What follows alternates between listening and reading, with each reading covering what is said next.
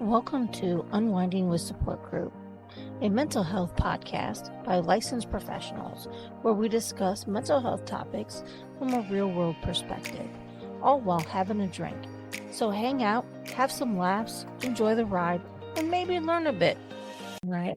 Welcome everybody to season 2, episode 4 of Unwinding with the Support Group. I'm Arlene. I'm an LPC. I have Jackie with us as before. She works in the mental health field. Hi, everyone. Grateful to be here. My drink today, I have just rum and Coke. I didn't bring anything exciting. Jackie, what do you got? Well, mine's really exciting. It's water again. Ooh, sustaining life force of water. All the things. All right. Well, as promised at the end of our last episode, we do have a special guest today. We have William Pearson with us. Hello, how you doing? By the way, you said boring, drink rum and Coke? I mean, Boring? I mean, usually I have like some flavored wine. I just want to be a fly on the wall for you. Fly on the wall. I never knew of a time for rum and Coke to be boring either, so I get that. It's not even a flavored rum. It's not a flavored Coke. It's just plain. Oh, I like you guys. I already know I like you guys. So William, I know you come to us to talk a little bit about what you are working on building, like some treatment options for people. So tell us a little bit about what's brought you to that and what's just all of why you're here with us. Well, I'm a 9-year veteran of Team USA. I was a bobsled athlete. And the short answer is my teammates got sick, including myself. Some of them started to commit suicide. There was a lot of Parkinson's, seizures, strokes, dementia, things like that. And the truth is, I was in dementia too, but I didn't know it until I came out of it. And I was just blown away. And once I found my way out of it, I noticed how many of my teammates were sick. And I've been fighting and advocating, just trying to show people our condition is probably CTE. It's the same thing that's killing a lot of the NFL players. It's also quietly killing tons of housewives who've had domestic violence done to them. And that's a population they don't talk about very much.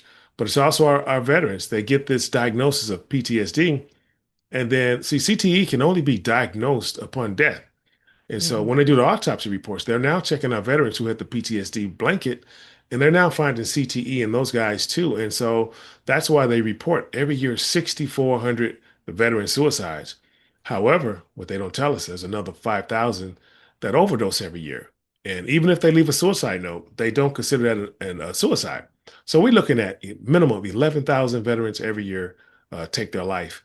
And it's all the same thing that I was sick with, my teammates, and I found my way back. And so at this point, I've just been advocating, just trying to help everybody because this thing is linked to so many scary things. Like I'm gonna share some things with you. And it's just when you do the fact checking, it's gonna blow your mind. It's pretty scary. Yeah. No, that's what I mean.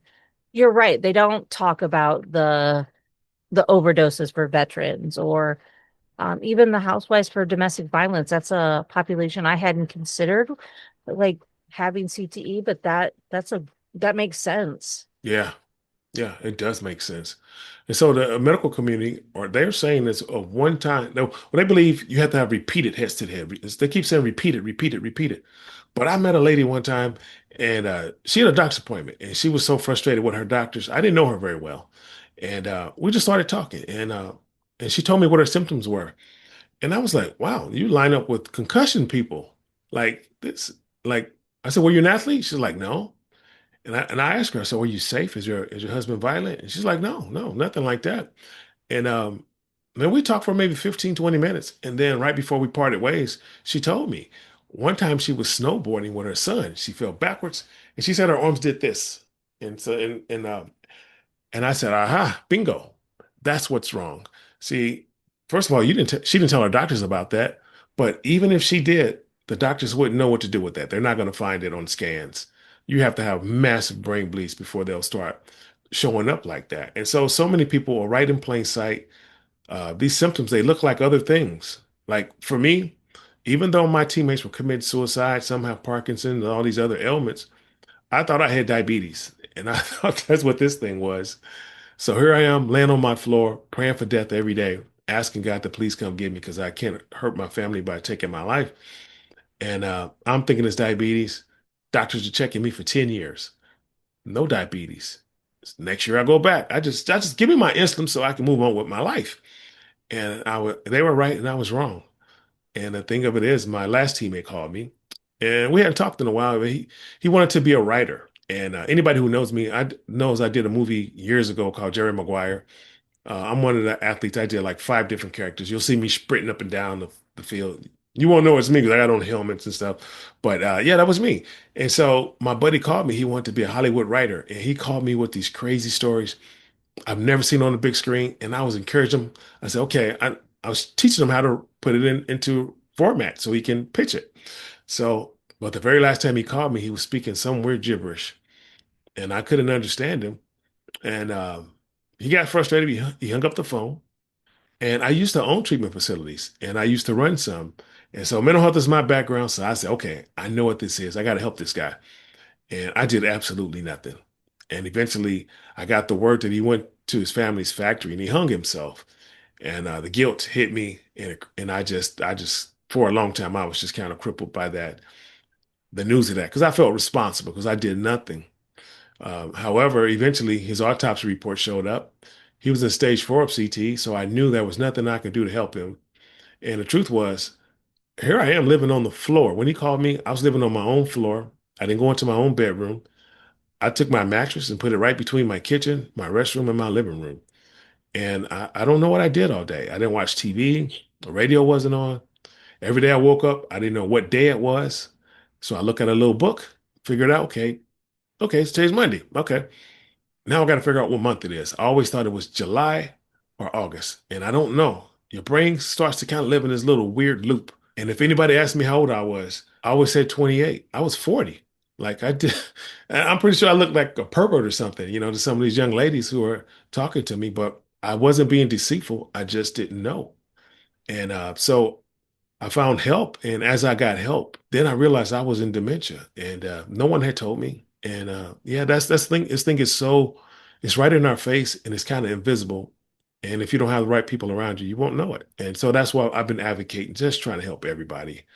And the irony is, I saw the connection between my symptoms, the military, the NFL players, and so I started posting about it and talking about it in the media.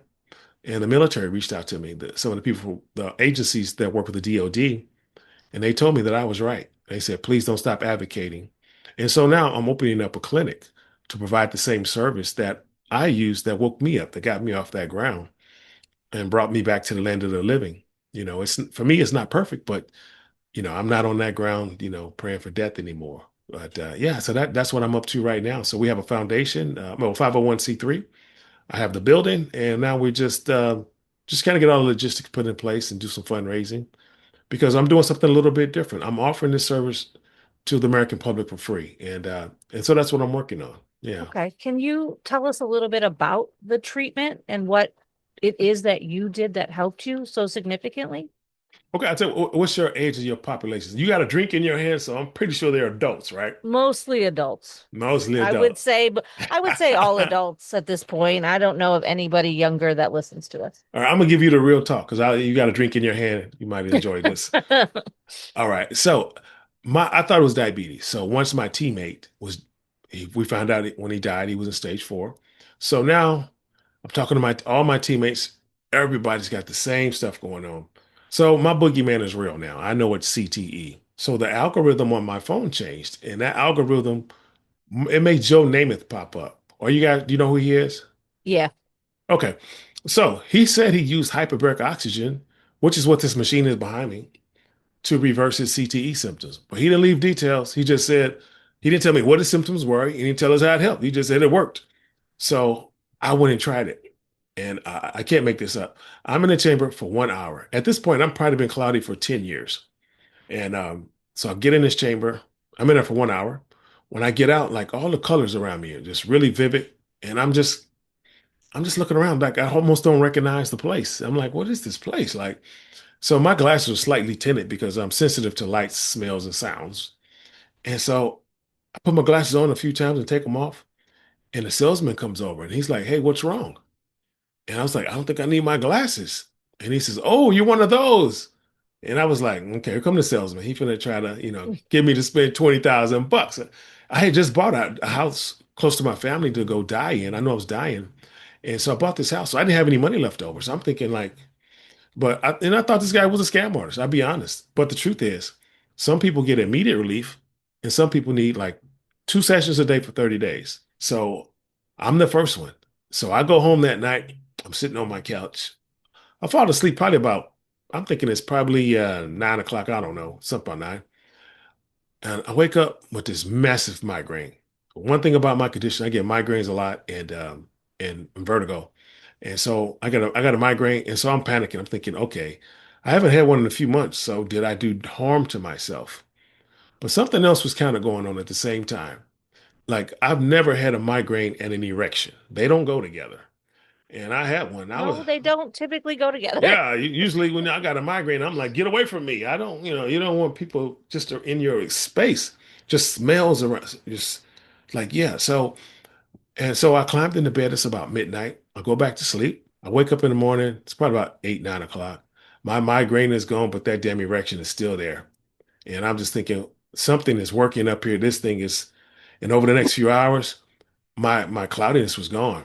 And so I was cloudy for 10 years at that point, and I had 6 days where, man, I just felt like a regular person again, and it started to wear off a little bit toward the end of that 6 day. So I went back, same thing. This time I was clear for 9 days. And so at that point, man, I'm screaming to the world, all the athletes around the country and around the world, just letting them know, find this chamber. It's going to reverse some of this stuff. Joe Namath is right. And I found out some of these countries they can't have these things in their country. They don't, the regulations are different. And so I had just bought the lake house to die in, and I'm saying, hey guys, I got a place, I got a chamber. If you need it, you come to me. I'll take care of you. And that's how this process really started. But it's just so many people. Like this is hidden in plain sight. Like the media's been calling me lately. Did you see Kanye's West his article he put out yesterday? I did. Okay. What if I told you I diagnosed him months ago? Everything he put in that article, I put out there. Would you believe me? I would. Because it happened.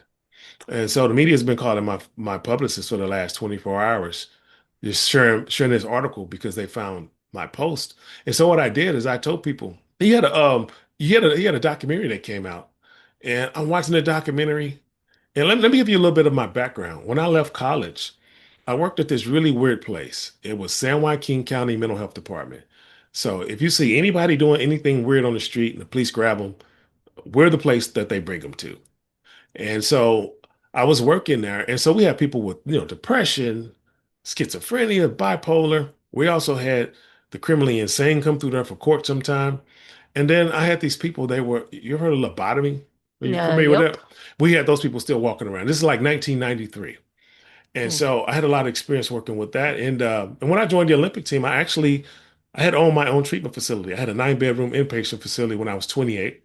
It was 9 bedrooms I had youth like from ages 14 to 18 and who were in youth corrections or on their way out of youth corrections. They came to me, and the program that I created was so new, they opened me as a pilot program.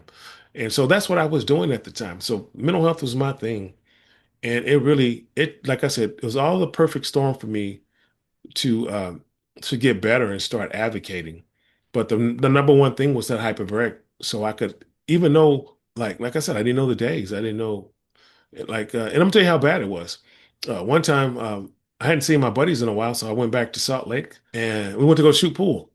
And my buddies, he's looking, he's like, "Hey, how come your girlfriend just came in the door?" And I looked over, I said, "She's pretty, but I don't know that girl." And she sprinted over there and she jumped in my arms and I caught her. And I was like, uh-oh.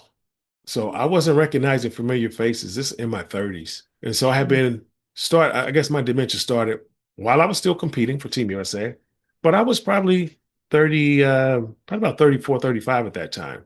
And yeah, and I just let it compound on me. But with Kanye, so when I watched this documentary, I'm looking at the red flags. Number one, he was diagnosed bipolar at 40. That is a no-no. You get it at 19, 20, maybe 25. You're not going to get it at 40. They're going to catch you way before that. And so yes, I'm thinking like that's just weird. And so then when I got to the next part of it, he talked about the medication. So for me, I made a deal with God. I said, I won't take my life because I don't want to hurt my family, but you can come get me anytime. Right. So I'm pretty stable. I'm stuck in that mode. I'm not gonna hurt harm myself. And then when I started to get help, they gave me these meds. The meds they gave me was a Zoloft, right? Mm. So that deal I made with God was almost off the table because those pills made me feel so bad. So I'm listening to Kanye. He's talking about, hey, wait a minute. Everything he's talking about meds. I don't want meds. I don't want meds. Even when he's in the media, he's talking about these meds. I had that same problem. Those meds are for healthy brains. Our brains aren't healthy. And so everything he said in the video, that the quick outburst, he's screaming and then he's calm. It lines up. Look at the NFL players who've been killing themselves for the last 2 decades. It's the same thing. They said they were gentle giants until they weren't, And so I'm just connecting the dots. But I said, wait a minute, he was no athlete. I said, I have to be wrong on this. And then I remembered a song he had called "Spit Through the Wire." He said he had a car accident. His jaw was in the back of his mouth, and I said concussion. And they treated him the same as they treated us. No treatment. They tell you to go in the dark corner and don't do anything. And so I said, okay, oh my God, I know what this is. He's misdiagnosed. So I made a video. Matter of fact, before I got to that video, I came home and I plotted out on this chart. When I had my first concussion, there was a 10-year period where things were kind of weird here and there. But in that 10-year period, something got really weird. And then from that 10-year period, there was another 6 to 8 years where things were unruly, where you just, like I said, I was on the ground praying for death. And I plotted it. And so I took it back from him from when he was 40 and I subtracted. And I was able to even predict the year that he had his accident. It had to be either 2000 or 2002. So I had my girlfriend look it up in 2002. I was like, bingo, he's misdiagnosed. And so I made a video. I spent money to promote it so it can get out to his family, his friends, and hopefully that he will get it. And so when that article came out yesterday, everything that I said was wrong with him, it's in there. And so now my puppy's phone's been ringing again, and I'm just like, I'm not here to take credit for it, but I'm just here to help, and that's what this thing is. It's really just about helping the public because the last part of this condition is tied to all the mass shootings in America, or most of them. It's our veterans. 31% mass shootings since 2012 are veterans. Those American heroes. You mean to tell me they went to war to fight for us and come back to kill us? Like, no, something's wrong. Yeah. Yeah, it's all the same stuff. And so the military, as I start to post about it, and the veterans groups, they found me. It's like, thank you. We got your back. You're right. And we're also starting to treat some of these guys, and we need your help. And so that's what I've been doing as of lately. So yeah. That's awesome. I have a question because you're right. CTE can only be diagnosed post-mortem. Yeah. So what are the symptoms that make it so we're seeing it or you're ruling out Mhm. along the way? Because I know concussion is part of it. Yeah. So what else is in there, I guess? You already know. I'm gonna tell you, but you know, because you hear it on every interview. They just weren't acting like themselves. That's your sign right there. What does that mean? Only you're gonna know they're not acting like themselves because me, when I'm in it, I don't know I'm not acting like myself. I didn't ever behave that way. Now I am. I don't see it. You can see it. The people around me can see it. I can see other people doing it, but I can't see it in myself. And so that first sign is they're not acting like themselves. And then you have to ask yourself, who are their peers? What were they doing? Not right now, but what were they doing 5 to 10 years ago? That's where that window is. So when it kicks in, it's a 5 to 10 year window. And that's the sign right there. It and it's like clockwork every single time. And yeah. And then you look at so it's either if it's if there are athletes, Mhm. car accident, housewife who was battered, and our military. Those are the groups. If they're anywhere in those groups and they're acting out of character, this is probably what they're dealing with. Yeah. Okay. I mean, So those one are, of the things oh, I'm sorry. nope, go ahead, Jackie. That I'm curious about is so just kind of like going a little bit off what Arlene was saying. So because it can't be definitively diagnosed until like an autopsy is done, what is a provider doing in order to make an educated guess? Like, so I know like Alzheimer's can typically be picked up on a like MRI or CT scan, but CTE can't. So what is being ruled out to be like, okay, this is more than likely what it is in order to get the treatment that you're talking about? Absolutely nothing, and that's the problem. Okay. Oh, Do you have a suggestion on like what you think should be done, perhaps? You mean for treatment or for? In order to have some form of like a relatively s- accurate, educated guess to be able to diagnose while somebody's still alive. Their peers? Who were they with, and what were they doing 5 to 10 years before? That's really what it was. See, when the doctors ask what are the symptoms right now, just like me, when I was in it, I'm Hmm. treating my symptoms. Like for example, I couldn't get out the bed every day, so now I'm drinking things I never drank before. Every night before bed, I put a thermos full of black coffee or Mountain Dew, Coca-Cola, things I never drank before. I didn't even let my children drink soda. So now here I am living off of it because I can't get out of that bed. So the answer is, it's not what's going on with them right now. It's what were they at 5 to 10 years prior? And that's what doctors need to start asking. Yeah, I saw something about that in some of the research I was looking into that it's like typically a 5 to 10 year window is when symptoms will start um I've never happening. read that anywhere. I've been doing my own watching people die. And that's the sad part is I watched people die to learn this. I was Yeah. watching myself die. Yeah, and I didn't get this from reading it in a book. I didn't get this from someone repeated it to me. I got it from watching people. Like I've been predicting these NFL things one by one. Like the players that's on the field playing right now, I can see them do something. I'm like, aha, I can see it in their eyes now. I know what this. It's a darkness that I can mm, see in there, and I'm telling you, okay, guys, this was the next one here. This is the next one. This one, and people like, no, you. And then next thing you know, bam, the same is over. It's so predictable at this point. That's how simple it is, and that's the good news. Because for me, I learned with bobsledding is every time I went down that bobsled track, um, it's a vibration that goes in the sled, and so it's equivalent to shaking baby syndrome. It's mm, and as a matter of fact, if I don't close my mouth tight, my teeth are going to chatter like this. And Mhm. so, and then also they told us we're pulling 5G forces. And one time we took fighter pilots. They're the only people that can pull the same G forces as us because when you see the pilots they flying and they do those bank turns. Mhm. yeah. That's what gets us too. When we're going straight, and then also we're doing those turns and we're going in a different direction. It takes all the blood from here and it throws it somewhere else. Same thing with the pilots, and they're pulling 6G forces. We're reportedly pulling five. So one time we took them down the bobsled track, and on that day I did 7 bobsled rides. They did one, but when they got out of the sled, they were rattled, and that didn't make sense to me. I'm saying we're only pulling five. They pulling more. No, an article came out called Sledhead, written by the New York Times. It said they tested the track in Calgary, Alberta, Canada. That's where they shot that movie Cool Runnings at. And yeah, I thought that'd make you smile. That make me We were smile. just talking about it. Just talking about that movie. Yeah. Mm. I love that But movie. okay. Well, guess what the spikes of G forces they was recorded on that track? Take a wild guess. Oh, I have no idea. I Yeah. said guess, lady. Six. Okay. Arlene, I was trying to hide I it there. will go with, we're gonna go with 7. Okay. Eight. Well, Now we're just being competitive for no reason.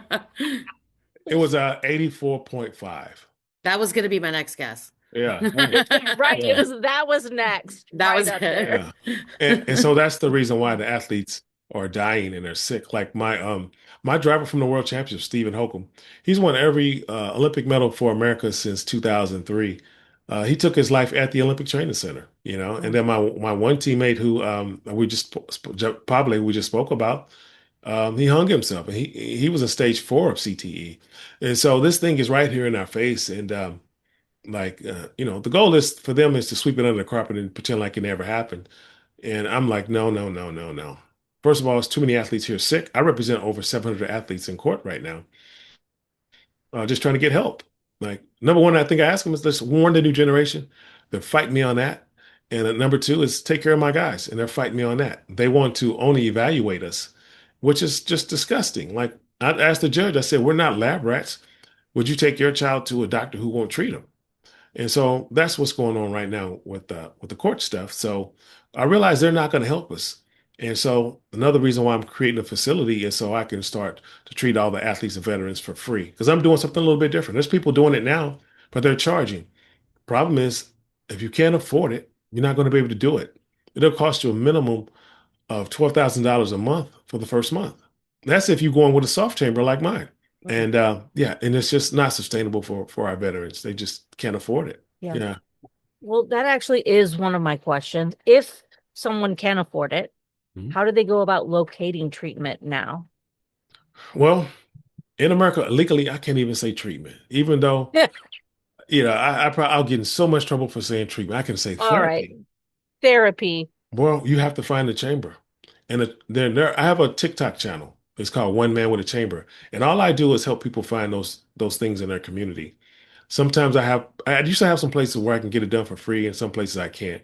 And so I just kind of help you navigate, find them. And so the best way to find it is if you go into Google and you type in hyperbaric oxygen chamber near me. They're in the communities. They're in chiropractic office. They're in some wellness centers. And you'll find like soft chambers like the one you see behind me. But the other ones that are clinical size, they made out of metal and they're bigger. And sometimes you can put 1 or 2 to 4 people in there. And so that's what I need. That's what I'm going to get for the clinic. And so, but you can find these right here. I paid $20,000 for this machine behind me. But now I've seen them cheaper now. But so they're around. You just have to look for them.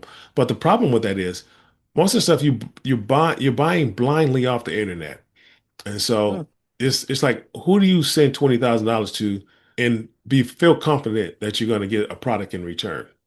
It's not many places. So when I found a place that had a storefront.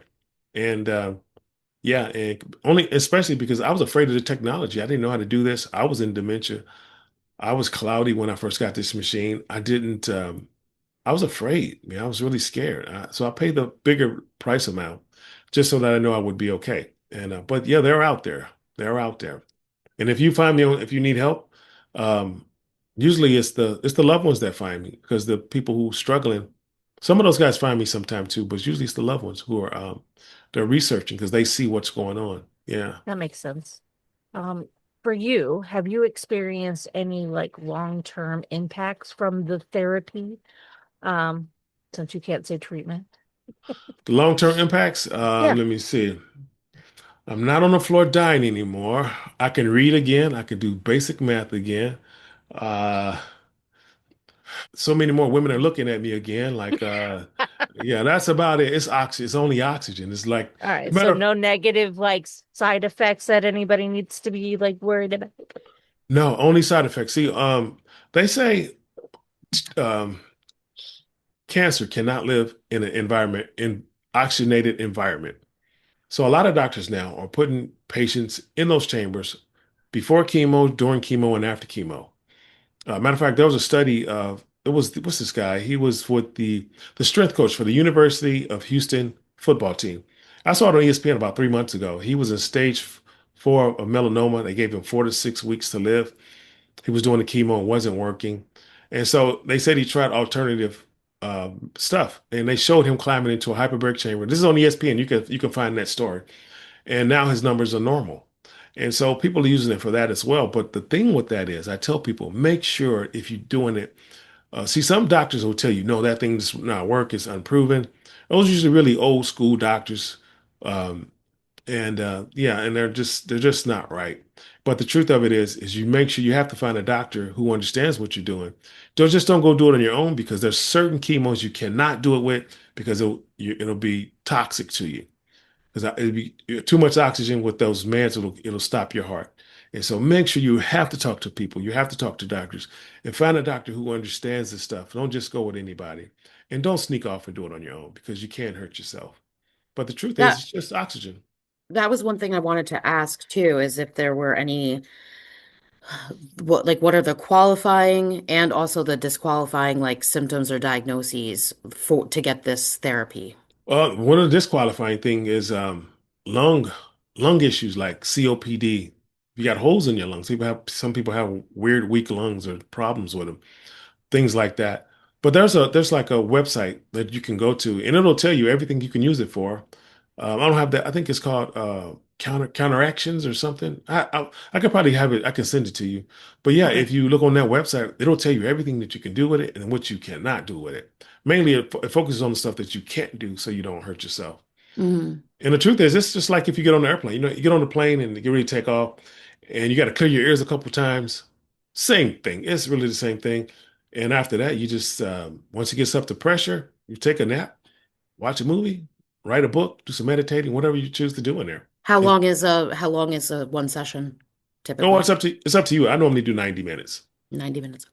Yeah, but the first time I tried it, I did it only did 1 hour, and like I said, it wiped off 10 years of cloudiness. Which, matter of fact, if you go to that company, they still talk about me down there. They call me the Peter Parker guy because when he got bit by that spider and he didn't need his glasses anymore.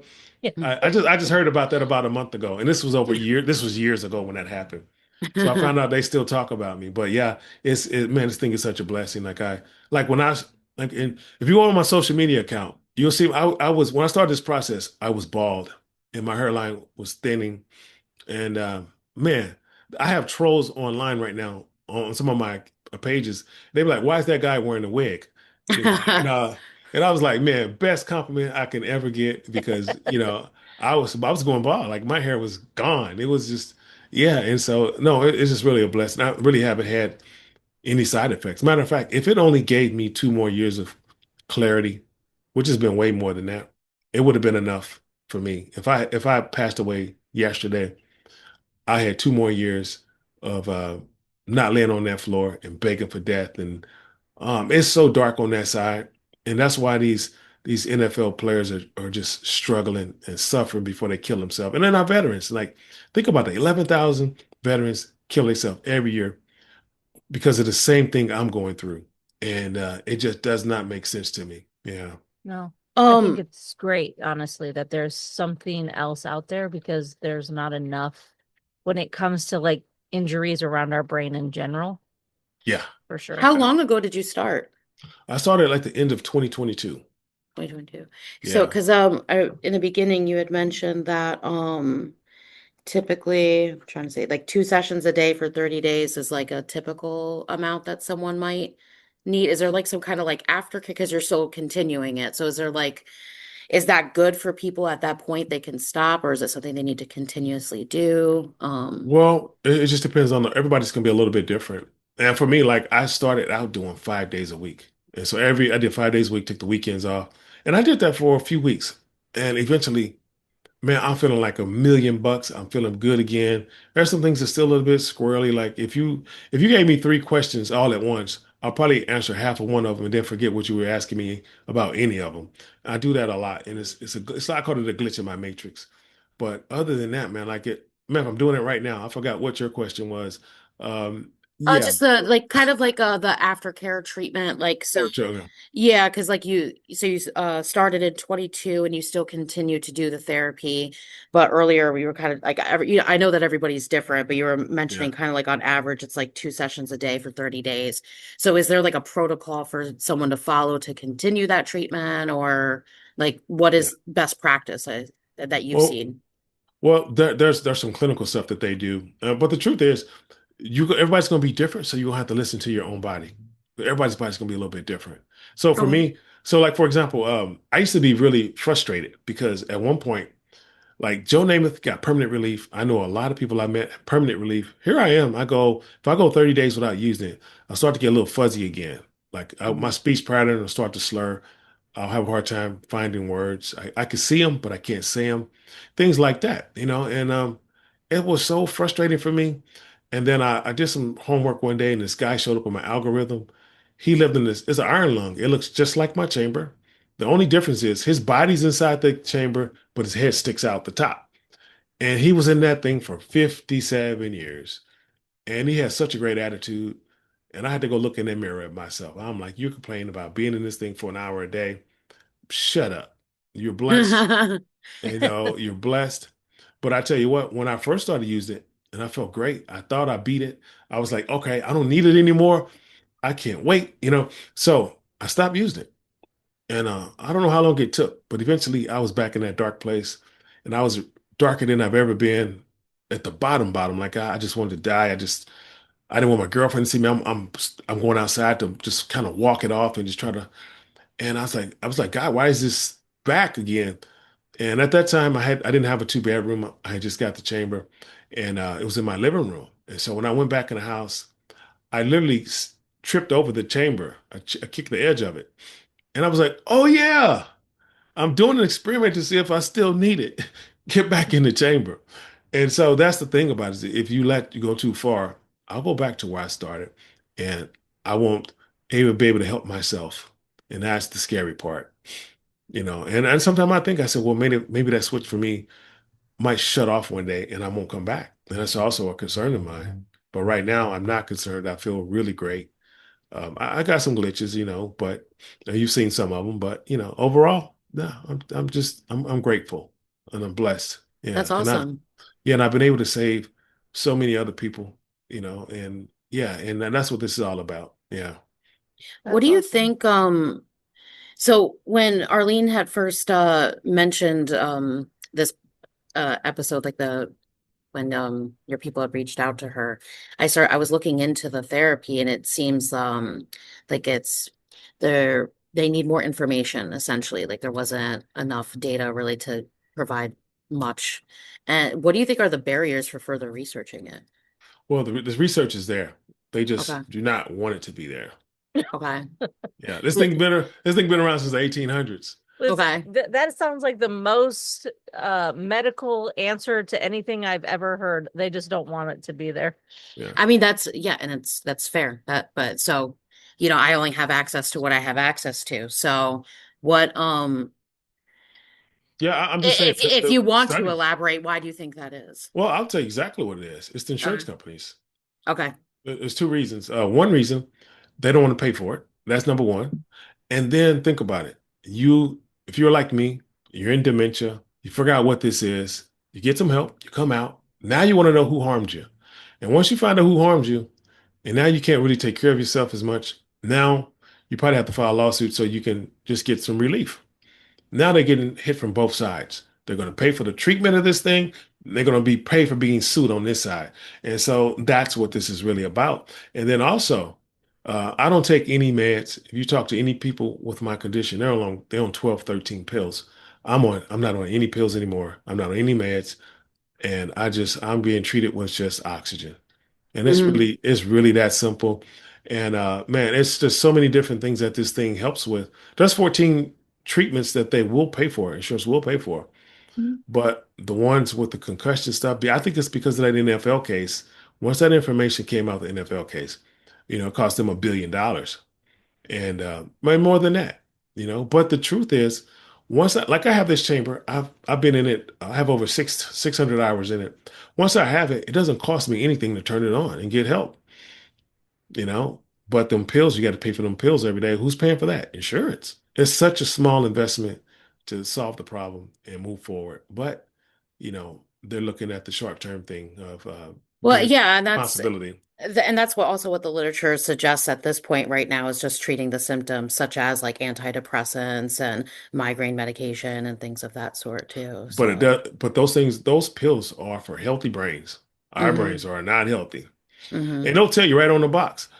If you're depressed and you take this pill, you might become more suicidal. They know. hmm They know. It's like, Hmm. yeah. Yeah. I had a Yeah. doctor. I had a doctor he was a mile away from my apartment, probably about half a mile to a mile. And so when I had doctor appointments, some days I was cloudy. And so I didn't want to drive my car. And so I would walk. On some days I get lost. It's a straight line. I got to make like one, two turns, two little lefts. I'm less than a half a mile away. I get lost going to my doctor's office. And so when I actually started getting help with the chamber and I was coming back, that doctor was like, are you sure you want to keep using the hyperbaric chamber? Those things are dangerous. Those are the kind of things that he was a really old guy too, though. So the older generations don't understand it. And they try to talk me out of it. You want me to go back into dementia is what you're telling me? Like, no way. Why would I do that? Yeah.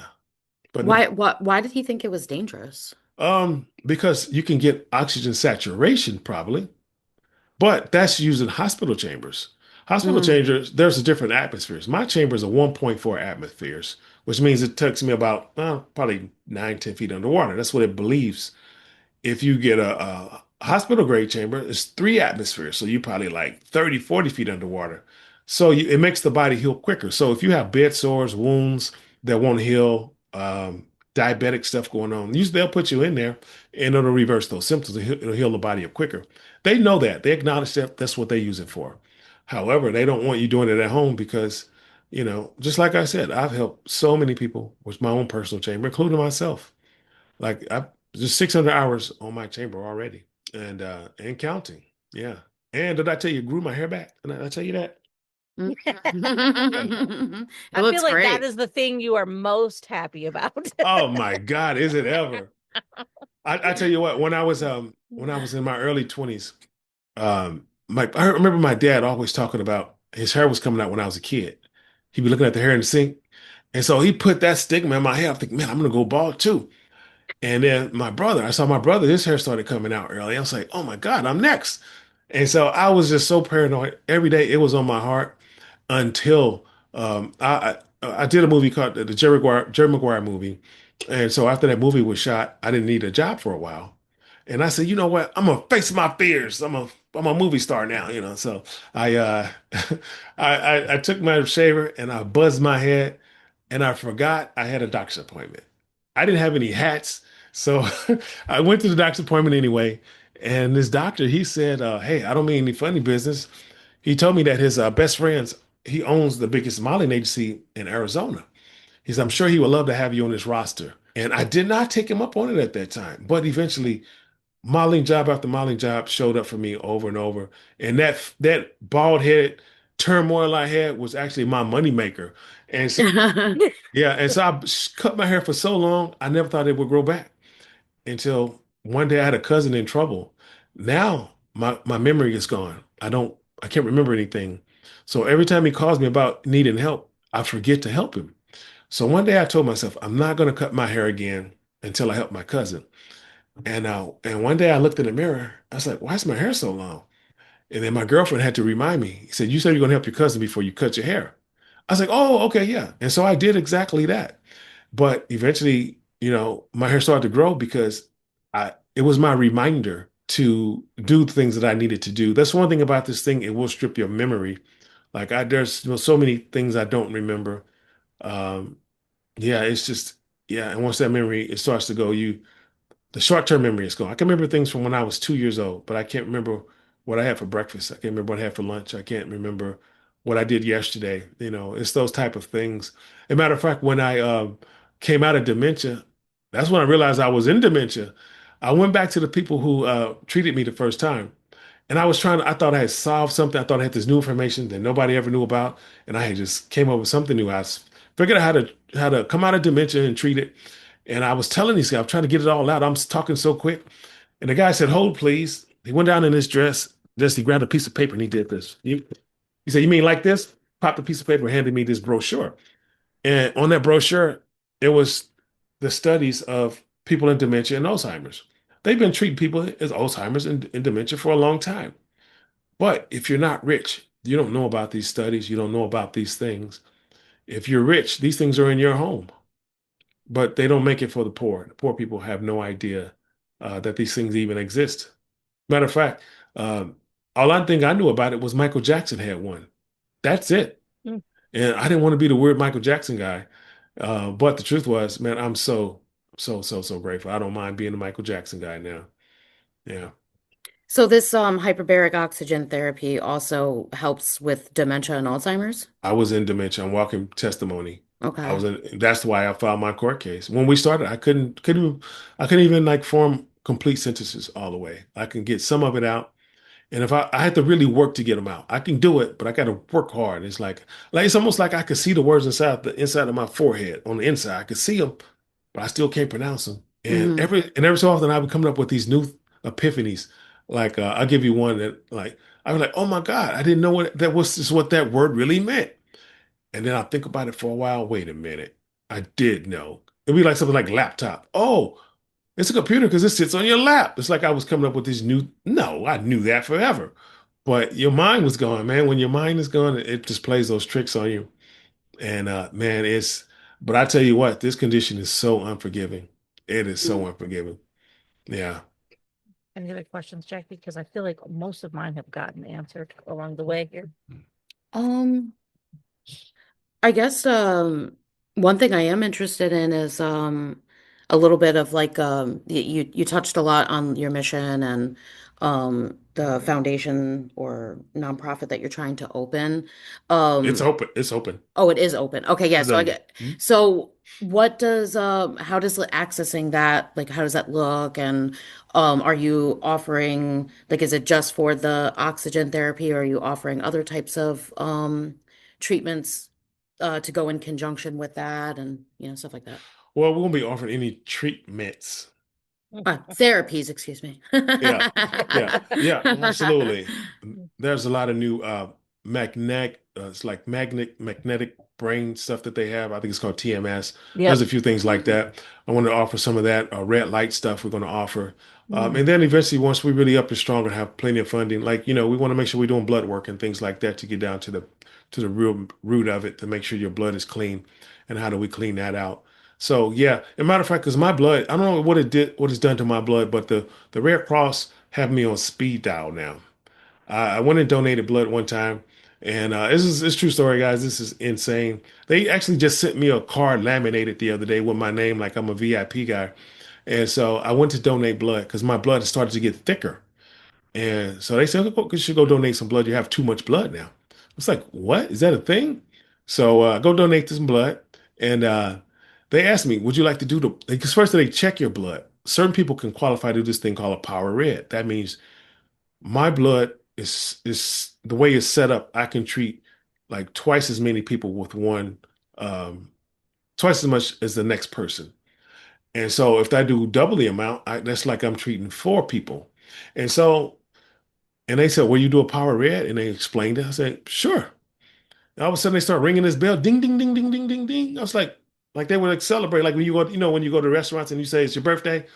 And I was like, "Hey, wait a minute, wait, what did I sign up for?" Yeah, I panicked because when I got to the next lady, she started power red. Oh my God, he's doing. And I panicked. I was like, "Hey, wait a minute, what did I sign up for? I need to know what this is." And so this was 2 years ago. And so they call me all the time like that. I mean, they've called me so much. It's just, I almost Every need to 6 months. no, every 2 days. It's like that. Oh. I almost need a restraining order at this point. It's like that. Listen, they call me without fail every 6 months. They're like, it's time. Oh, no, I don't, if it was every 6 months, that'd be great. But no, I get and so what I found out is that my blood is I have an O positive blood. And the way it's set up, it has more proteins in it. And so I treat sickle cell. People with sickle cell, Mm. their cells don't carry oxygen. Mine carries way more than it's supposed to. And so, like, one sample of blood, I'm saving like numerous people's lives with just one session. And so, yeah, I just found that out a few because I asked them, I said, "Okay, guys, you call me every day. I'm dodging your calls. I'm gonna ask you, why do you keep calling me? What is my blood about?" But my mom told me years ago that her father, they used to do the same thing with him. She told me the story when I was a kid. He had this special kind of blood, and I guess I must carry his bloodline. My mom's gone now, so I don't know who would I ask and find out, but I'm assuming that's what it must be. Something in my bloodline. Yeah. Awesome. Helping people in all sorts of ways, aren't you? Yeah, I mean, what else are we here for? What For else are we sure. here for? Yeah, it's no other Yeah. reason. Yeah. Yeah, and the Agree. crazy part, when I opened my treatment facility, I was 28 years old. The youth in my program were between 14 and 18. Some of my clients, I wasn't they lived in my program and I was like their father. And so I wasn't 10 years older than these kids. And so back then I didn't understand the significance of that. But now that I think back, I was like, I did what and what? Like I wrote this program from the need that I saw. And the crazy part is, as soon as I opened and everybody saw my success, all the private providers began to clone my program. And everybody's like, you have to sue them now. You got to sue them. They shouldn't be doing that. And I just tell, "Hey, I got a 9 bedroom facility. I can help everybody. And this is an important business. We have to, and that's how I looked at it. And I think what I'm doing now, and it's actually happening already. I started to talk about it. Now, investors are calling me. They want to do the same thing. Only thing difference is mine will be open free to the public and they will Mhm. be charging. And that is the only difference. But they're going to offer the same service. Some people can afford it. By all means, go Yeah. that way. But if not, I got you. And that's what we're doing. And we're going to, matter of fact, we have legislation open in 7 states. They just opened up the state of Missouri. So we're headed there next. And we're going to come back for California and all the rest of them. But we're 7 states right now and counting and treating our vets. And they're now getting the help that they need. And I'm not tied to military money. So my goal is to raise only donations so vets can come from all around the country. Even my rental properties that I have, I'm now going to convert those over to vet housing for this program. So, and the crazy part is I bought these properties way back in 2010. And man, and people call, I get those calls every day too. Can we buy your house? You got a house? No. Do you have another house for sale? Like, no, I'm not. I don't wholesale houses, you know. But I get those all the time, and I think God put me in a and it lined me up over time to come back and have the right program. And here we are, man. And I never saw this coming. I never thought I'd be the guy laying on the floor. And but once I got there, I never thought I'd be the one to get up because I didn't want to get up. I was just and I just hate that I I let so many people die before I caught it. That's the only thing that gets me the most. Too many died before I caught it. But Yeah. No, understand. But I think right now, like what you're doing from this hopefully stops it en masse from negatively impacting so many others. yeah, yeah, yeah, it is because we started already and it's work's being done. And the biggest thing is the DOD is behind me, Department of Defense and the Veterans Affairs and that's the biggest thing. Yeah, Yeah, that is huge. yeah. Well, I appreciate you joining us today for sure. I will link your the GoFundMe in our with this episode so everybody can have Yeah. direct access to that. Because I think this is amazing. I think what you're doing is phenomenal to be able to help populations that need a source of treatment in an area that's just nobody's doing anything with at this point, and to be doing it at no cost to people who don't have access is also just phenomenal. And guys, please don't take my word for it. Like, please do your own homework. Like, I put this story out. Like, did we talk about the New York kid shooters Mm-mm. okay somehow the internet, I don't know how, because of the case I filed, the internet made me out to be the CT guru. It is not true, guys. I'm just one person who found my way out of it, and I help a lot of people with it. I am not the guru. I am not a doctor. I'm just one man sharing my experience, and and I got it from Joe Namath. He's the father of this movement. I can't even take credit for it.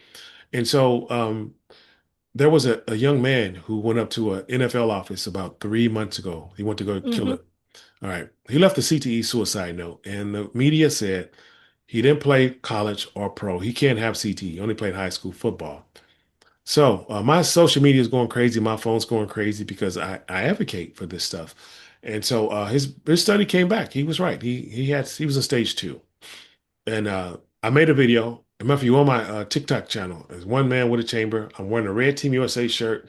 And don't laugh at me, guys. I look disheveled. I'm just kind of walking and talking, bad angles and everything. Look like I just look bad. So don't judge me.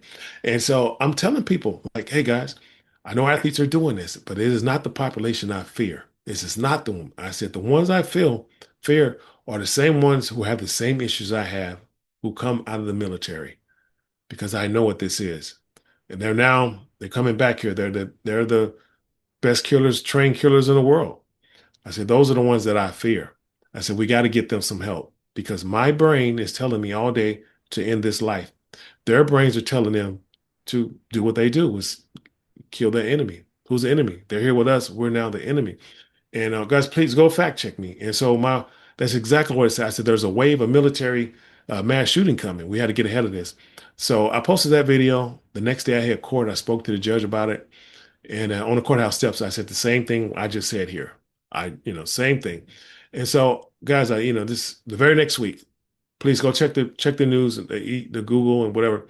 A veteran went up to a bar in Montana, Anaconda, Montana, and what he did is he murdered 4 people in that bar, and he ran out into the woods, and he was out there for probably a week. It was like the Rambo movie. It was identical to that. And so as they caught him, another active military went onto an army. I don't know if it's an army base, but I know he went onto one of the bases, and he shot a lot of people.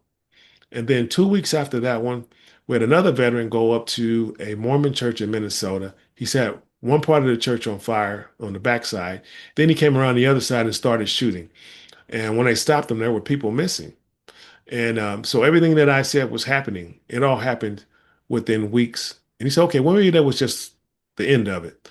Well, we had National Guards that were killed in D.C., I think about a month ago. There was a young lady who was killed. They shot the other guy. And this guy was on the ground with our troops in Iran or Iraq. I'm not sure which one. He was working with our army. And so they brought him back. He was given refuge here. He's the one who turned the gun on our people. So he's in a compromise. And what it is those compression blasts. If you're around the shooting, this is what's causing it. It's those blast waves. And for us, it's G-force waves, and it's all the same stuff. It's all the symptoms. Look at the symptoms, guys. It's all the same symptoms. It's all the same stuff. It just depends on how you got it. That's the only difference is you get it different ways. But our brains aren't made for that stuff. And that's when I started advocating for military, and that's when they found me and told me I was right and asked me to help advocate directly with them, and that's what I'm doing. And there's these places around. If you need help, you can even look up treatnow.org. You can find those guys over there, or you can find me on TikTok at One Man with a Chamber, and I'll help you not step in all the potholes. I stepped in so many potholes during COVID alone. I bought 4 cars back to back. Like I haven't bought 4 cars in the last 20 years.